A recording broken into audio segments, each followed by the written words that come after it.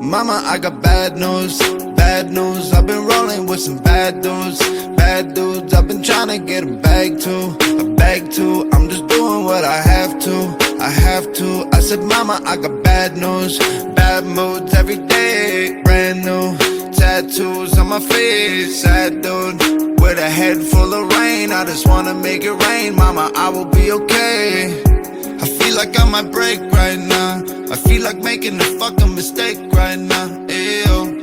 I just need a cake right now. I blow out all the candles in my brains right now. Ew. I'm so tired of flexing. I got a minor confession like I might die from depression. Hello everybody and welcome to the Dopey Canuck podcast, taking an often but not always humorous look at the serious issues of drugs, addiction, recovery, and all the crazy dumb shit in between. Remember, it's important to note that I am not trying to glamorize the addiction lifestyle, nor am I trying to minimize the serious issue of addiction. I encourage you to make today the day. Make today the day that you reach out to a family member, a friend, that you go to a meeting, you call into detox, you do whatever you got to do to start that lifelong journey of healing. So today I don't have a funny story in mind, though something might come up. I've been revisiting a lot of old friendships lately. In episodes previous, I've mentioned I start mentioning the characters in my stories, and some of them are fucking crazy. But I've been revisiting these, both literally and mentally, right? And I just want to talk about these friendships and about how cool kind of life can be sometimes, and maybe offer a little bit of background as to who I am in the process, right? It's the first time I remember looking at my friends in a different kind of awe way, like how fucking amazing they were. It was the first time I'd hit rock bottom, and my two friends, Dunright and Marshmallow. Dunright, of course, having come up in the previous episode, and Marshmallow's been mentioned, but hasn't really had a real part in all of this. And with that said, it's time to reach out to him. So that said, anybody here that's listening, you guys are all, a bunch of my buddies or whatever. If you're still talking to Marshmallow, tell him to get in touch, or send him a link. Tell him to fucking listen. I'm sure he'd be interested to hear this stuff. So anyway, I just hit my rock bottom. This is 1999, my first good go around with crack there, and me and my girlfriend at the time, fuck, she needs a mention, and I can't come up with a nickname that's going to be funny but not insulting and deserving of somebody who put up with so much of my shit for so many years. And I really need to come up with something for her. Fuck it, you know what, I'm just going to call her Red. That's what her dad used to call her, so that's what I'm going to call her too. So I've been talking to her the last couple of days, just kind of catching up. She's married and quite happy in her marriage and all that now, and I'm like sincerely very happy for her. And so anyway, I'm going to go back to where I was. I am at the end of it, like I'm getting to my first rock bottom, and fortunately at that time for me, my rock bottom was maybe not as low as some other people's, but we'd been smoking crack, and Red and I woke up in a house with no power, and we hadn't had power for a week, maybe more, I don't know. I think at that point she had been doing rails, maybe not even that. Yeah, she was doing those a little bit. But Lawnmower and I, we were cracked out real bad, real hard. And anyway, I remember waking up with no power. It was June 8th, 1999. I still remember that very clearly. And saying, what the fuck happened? And where Marshmallow and Dunright come into this is, it wasn't that long before that, a few weeks, maybe more than that, 6 weeks or something, but they had both done something that at the time, and I couldn't tell you what it was, I think it involved Red, but they had both done something that at the time I took great exception to. And I remember looking at them both when they were at the house, or calling them or something, or saying to them, I'm gonna fucking kill you next time I see you, right? Like, I was mad, and not justifiably so. Whatever it was, I remember thinking that was stupid. And so we woke up in this house with no power. We're on the verge of eviction. I've been smoking a ton of crack. Poor Red, she'd partying a little bit, but she never got into it the way, into the partying the way I had at that point, for sure. And I just said enough's enough. and the details are kind of blurry about what happened then. You know, it moved out. If it wasn't that day, it was damn soon after that anyway. And we ended up living in another one of her parents' basement suites, which wasn't the first anyway. And I remember thinking back about Dunright and Marshmallow, and these two guys had been two of my very, very best friends, and I remember feeling such shame at the way I had treated them. And it took me some time. It was probably a few weeks after that. They were living in a basement suite together, not too far from where we were, and I remember just showing up there and knocking on the door. And I can't remember which one of them opened the door, but and you got to keep in mind, I mean, neither one of these guys is, you know, the type to back down. Well, maybe a little bit, the Marshmallow would be, but Dunright certainly tell me to fuck off face to face in a heartbeat. You know, he wasn't afraid or anything like that. But at this point, I mean, I'm a big boy, and back then I was in pretty good shape too from being a mover for so long. And again, the last thing I had said to these guys is, I'm gonna fucking kill you, right? So I still remember them opening the door and this look of, shit, here it is, right? And not so much fear as, you know, you could see the fight or flight response kind of dialing in on them both. And I guys, I am sorry. I need my friends back. Again, and this thing happens over and over again in my life, and how freaking blessed I am for it. Both of them. Okay. Like not a damn thing had happened. You know, like nothing had happened. And I cleaned up. I gave up crack from that for 19 years and 9 months. I gave up crack from that point on. But the way they had just accepted me back in, like, well, yeah, everything's fine, man. You know, right? Like, and here's the thing about addiction. Here it is. And to the loved ones of addicts and to the friends of addicts, I want you to think about this, because this is what's going on in the addict's mind. It's absolute shame. It's embarrassment. It's, you know, you want to reach out so bad. You want your friends back. You want your family back. And you just don't, because you can't, right? And even though you know your son, if you have say a son in active addiction right now, and he's running around fucking his life up, you know when he shows up, you're going to love him. He probably knows that deep down too, but that's not the way an addict's mind works. An addict's mind is full of demons, right? They're full of these demons that will fight you at every corner, every turn. There's just when you think you got a handle on it, when you think you're going to do better, there's always a demon waiting to fight, you know, and it's a constant war when you decide to get sober, especially in the beginning. It's horrible, right? Like there's so many factors working against you, almost all of them from within your own mind, right? But hey, the power of the mind is a crazy thing, and they'll look for that bit of weakness, and all of a sudden they're chirping at you and chirping at you, you know, to try and get in. And one of the bigger demons is that one of shame that prevents you from reaching out to people. And so that happened that time. From that point on, I'm gonna say just sniffing coke, but that's the most relative thing a person could possibly say about any drug, because sniffing coke and smoking crack it's like $1,000 a day in difference, right? So when I say just sniffing coke, I'm not minimizing the seriousness of that addiction whatsoever. It messed with my life differently, just not as fast. It cost me focus, it cost me money, it cost me relationships for that 19 years and 9 months, right? So I'm not trying to minimize that at all, but I stuck to sniffing coke for all those years. And then my next real hard rock bottom was Christmas of last year. So that'd be Christmas 2021 now. Actually, no, that's not true. That's not true. We're going to go back like a year before that, when I got arrested. And there's another story. Yeah, fuck it. Hey, let's tell that story right now too, you know? So, and this shit's out of a movie.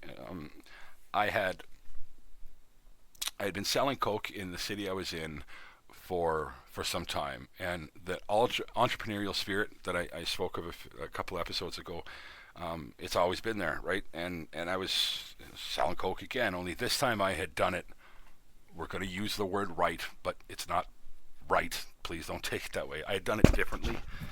and kind of position myself for more success. And I built up this hell of a business, right? Uh, Business with quotes on it, of course, selling coke in the city I was in. And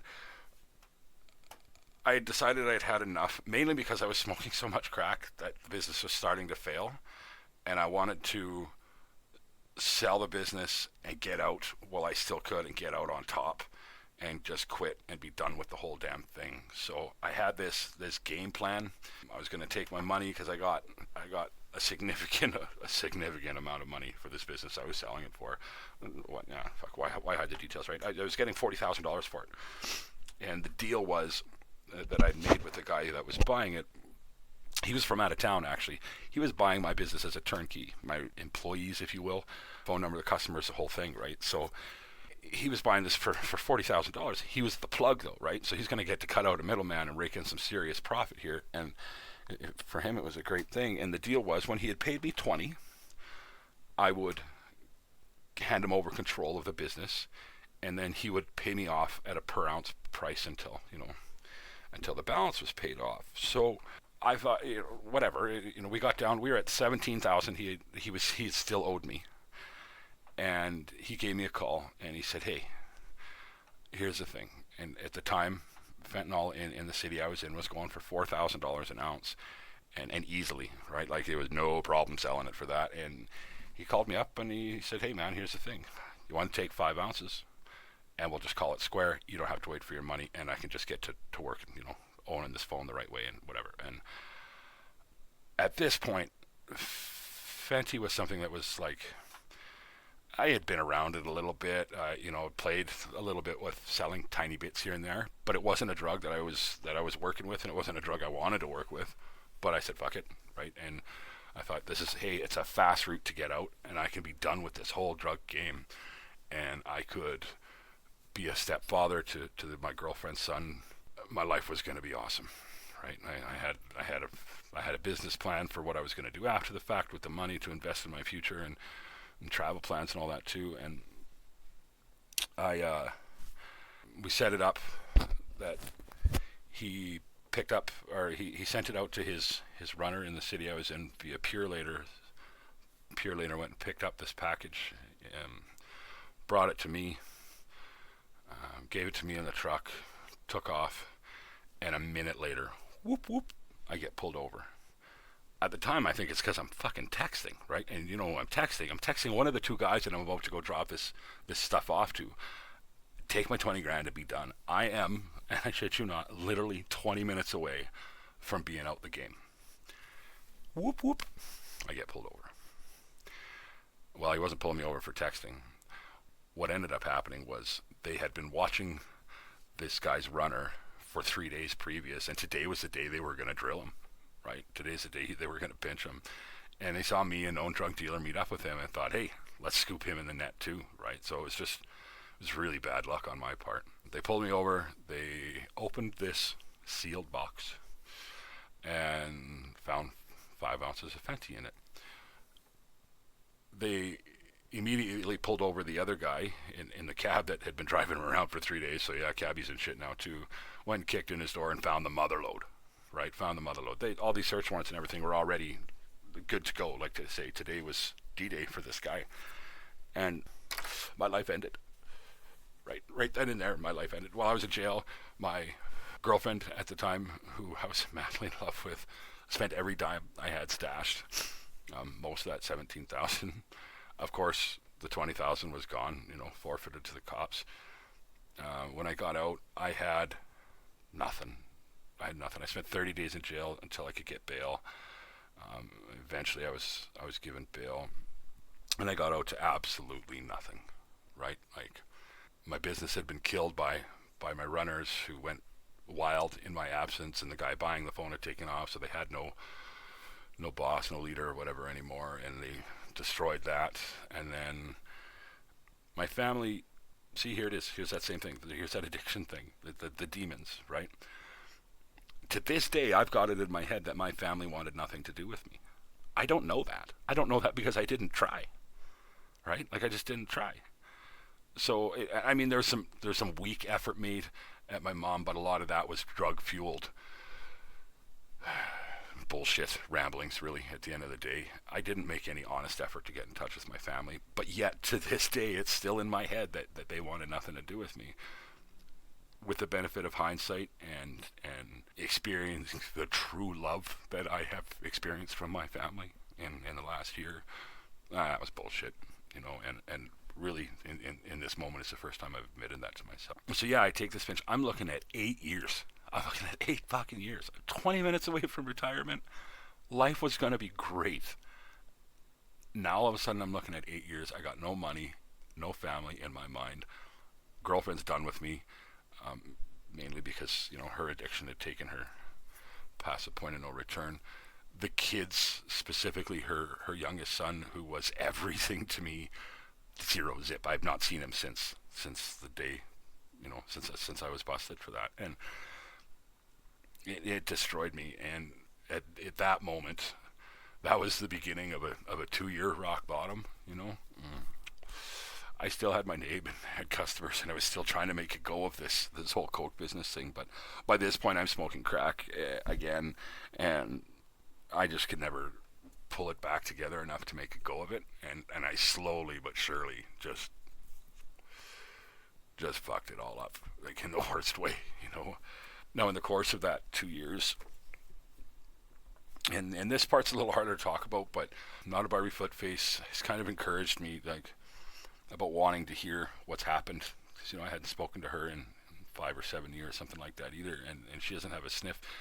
And some of my close friends do, that I've gotten back in touch with, but nobody really knows, what's happened. So I said in an episode previous about how I'd gone 20 years selling coke, never had a goddamn problem, and then meth and Fenty came on the scene, and the level of violence, well, I think the first really shitty thing that happened was being robbed at gunpoint in my hotel room, and then an attempted robbery very shortly after that at gunpoint again. That time I just yelled at him, "Fuck you," until he left. So I just had enough, and I was still a fighter at that point. I wasn't broken yet. And then I think really the next one after that was being shot at 3 times. That was the beginning of what is now PTSD, just fucking my head up, yeah, I'd been shot at 3 times, and I'll spare you the details lest the episode get way too long, but I'd hid under this bush. It was like October, something like that. It was cold, right? But I hid under this bush for hours until the cops left, and of course the shooters were long gone. And I finally went home, and I remember my roommate, I'm going to call her Dawn, just in case she comes up in other stories. That's not her real name. It's just a kind of a nickname thing between us. But waking me up every night for forever, and because I would be screaming in my sleep, right? And it was like the first, that was when PTSD really started to take control of my life. And then I wish I could say that was the worst of it. It wasn't. It really fucking wasn't. A couple more robberies, and now robberies become almost a casual thing at this point. Like, it just, it's no less scary when it happens, when you've got a gun in your face or a knife at you or whatever, but it was fucking scary. But it just kind of seemed like it was routine. And here's the thing, now I'm an easy target, right? So none of this shit is interlinked, by the way. Not one of these instances has anything to do with the others. That's what's crazy. That's what the level of violence and everything. Like, I'd gone 20 years with nothing, and then all of a sudden, the whole frickin' city is just like on fire. And the next really terrifying, horrible thing was being set up by one of the gangs in the city I was in, and being taken hostage for 2.5 hours.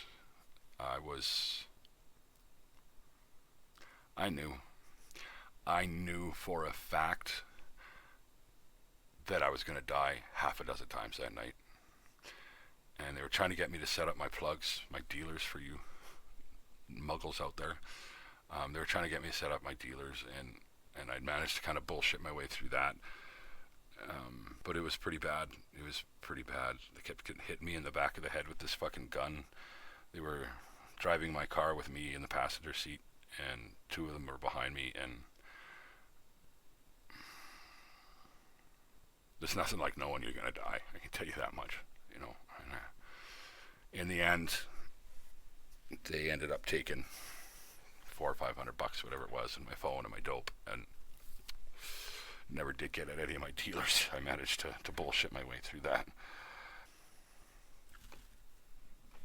So that's that.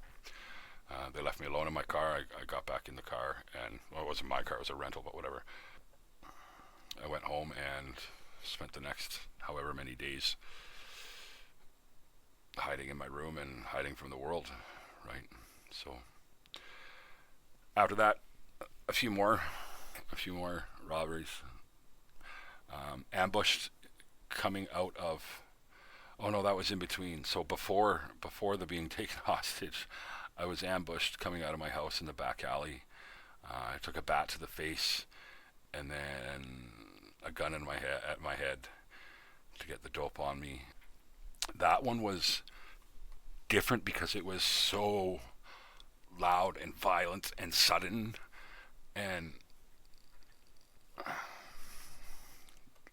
that was not okay either. That one left me in really bad shape, actually.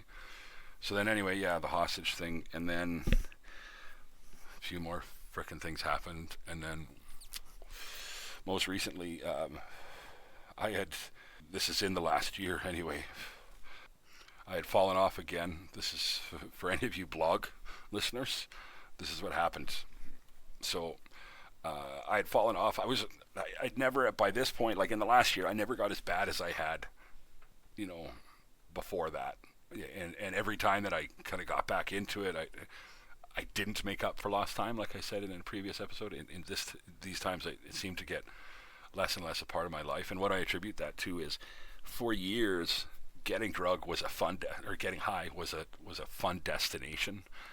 And then at some point, in the middle of all of this, it became an escape now, and it wasn't fun anymore. It was just a way to not be feeling what I was feeling, right?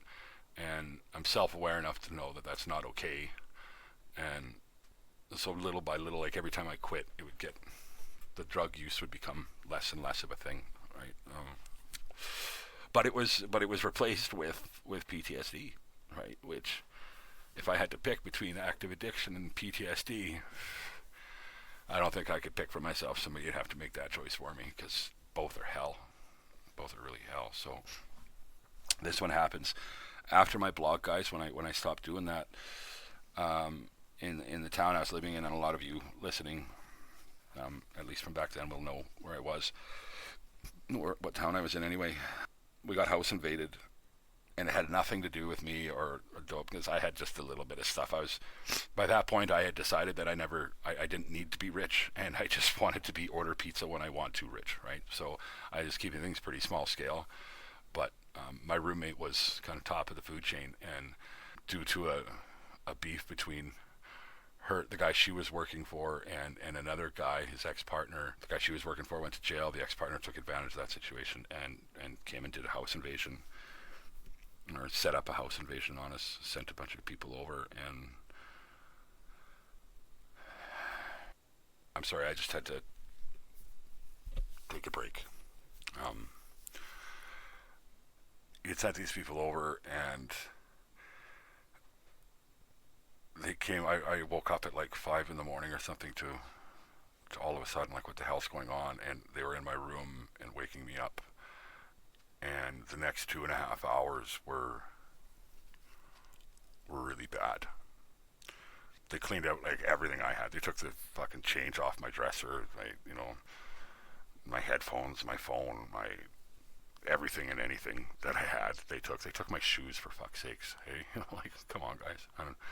They knew exactly how much coke my roommate had in the house, and they couldn't find it. And it was well over $50,000 worth. So they weren't giving up easy, and they figured I knew where it was. And it was a long time. And it's forever changed me now. Anyway, so that's like the rock bottom, right? Like that's as bad as it gets at this point in my life. You know, things never got worse than that. And so after that, I left that town and went back to the city that I'd come in from, and fell off the radar. You know, so my blog followers or whatever, that's where I was. Right? I was getting high again, but rarely. You know, I should say rarely. I'd probably getting high once a day, but much more of my time was spent sober than not. But I was so fucked up over it all, you know. And then, Dad got sick, and though I didn't make it back to the city I'm in now in time to say goodbye to him, you know, when I got here, I decided to stay because both the town and that city that those things happened in are constant reminders. Like everywhere I go, everywhere I look, I think of some of the things that happened, and you know, whether it's thinking about losing access to my ex-girlfriend's son or all of that intense violence, I just, you know, things are what they are now. So it's changed me, and I just can't go back to those places, and I'm really glad that my mom was able to come out this way. So getting back to, though, my original point, I want to go back to something a little happier here, because this sucks to talk about. When I got back to my hometown, my home city, it's taken me a while to reconnect with people, and well, this podcast has helped with that quite a bit, actually. And these people that I reconnect with, whether it's Not a Barbie Footface or Done Right or Fuck Around and Find Out, all of them, you know, Red. I'm such an asshole for thinking that, you know, for not giving them enough credit to know that these people were still my friends, right? Oh shit, I better mention the cleaner in there too. he's been a pretty big part of my life for the last year, as you know, not in person, of course, we were in different cities, but through, you know, support, whatever. But addicts, we don't give the credit to the people in our lives like we should, and you know, so that's why at the end of my episodes I always talk about, you know, reaching out and letting people know you love them and whatever, because it's, we know but we don't know, you know, we convince ourselves differently, and whatever the demons got to tell us, right? Whatever they got to do to make us go back into getting more dope and staying in that lifestyle until it fucking kills us, right? But my friends have, every single one of them, and family included, like I've not messaged one person who has said, yeah, no, we're done with you, right? Like not one person has done that. Every single person has just been legitimately and sincerely happy to hear from me, and concerned, right? And how fucking cool is that? How cool is that? I alienated every single person that's ever cared about me. Whether it was intentionally or unintentionally, I did that. And not one person, not one of them, has done it in return. So I owe a debt of pretty big gratitude to a lot of people that way. And I am not done reconnecting. I haven't reached out to everybody yet. And it's funny because telling these stories makes me think about people quite a bit, and more people that I want to reach out to, and no doubt will have the same reaction, you know, genuine, sincere care and wondering what's going on and concern about how I'm doing, you know. So I'm very lucky, man. So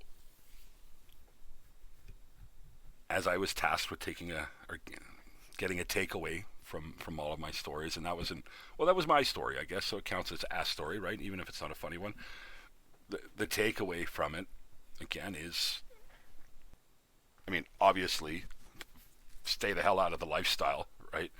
If you're not in the lifestyle or just beginning to get into the lifestyle, let me tell you, it doesn't get any better.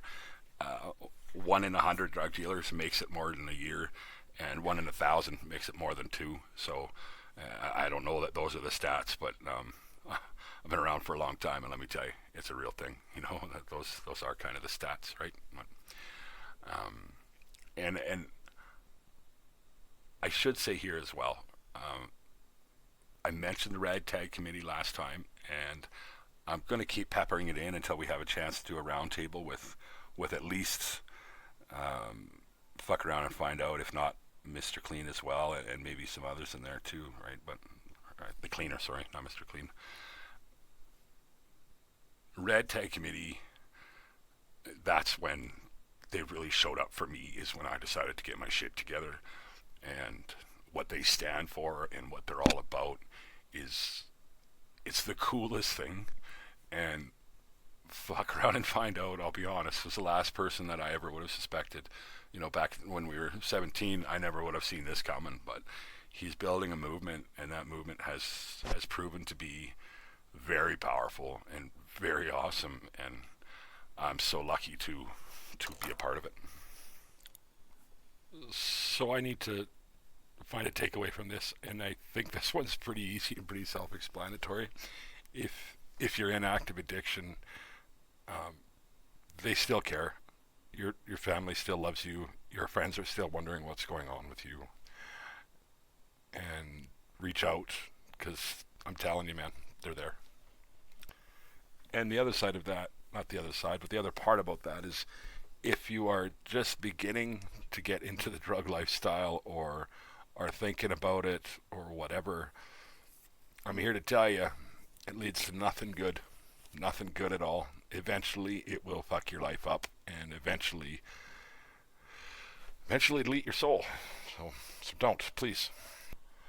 Let's talk about gratitudes now, guys. I encourage each and every one of you to list your gratitudes every single day.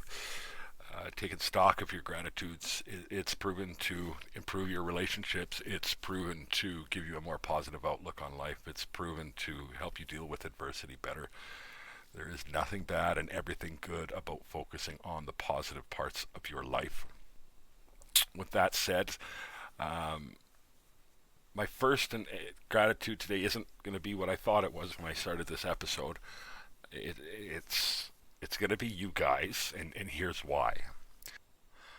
I have not been able to talk about the things that I've talked about in this episode with more than a very small handful of people. I find it very, very hard to talk in person about it. And as weird as it has been through this podcast, getting used to talking to myself, this is the time right now where it was easier, and I kind of feel like a weight's off my shoulders for telling some of my story. So that's an easy number one. And number two, and quick side note about my gratitudes, they are never in order of importance. They're just, I got to put a list together, right? So they have to come out in some order. And that's important to say, because number two is a shout out to Dunright and his wife. She didn't come down for the visit today, but Dunright did, and I had an awesome time reconnecting with him. It's been, I think it was 2005 was the last time we saw each other, so it's the better part of 20 years, and it was so cool to reconnect with them. And they gave me a present too for my podcast, another headset, and a really fucking great quality one. So when I get that new one on Monday that donation last night covered, I'm going to be set up for like an interview style now with two good recording devices. And that makes my heart like really happy, because once we start getting interviews on this podcast, I'm just so excited for that process, because the back and forth is going to be fantastic. That will segue nicely into number three.